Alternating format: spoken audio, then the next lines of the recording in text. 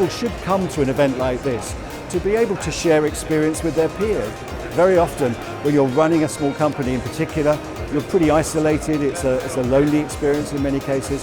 Here you have an opportunity to share your experiences and really look at the new trends in investment and productivity with a range of other companies of a similar size and shape to yours.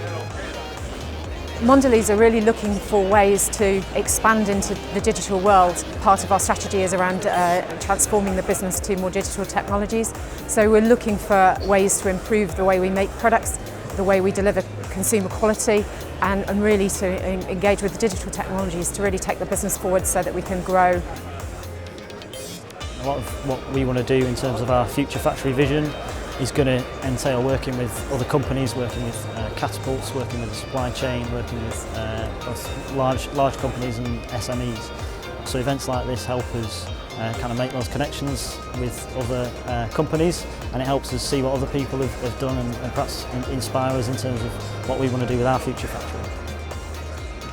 Just like we drown in data, you can drown in ideas. So you can come to an event like this, see what has actually worked, what is beyond the buzzwords, what technological steps will work for you, what questions did you have coming in that you walk out the next day with actual answers.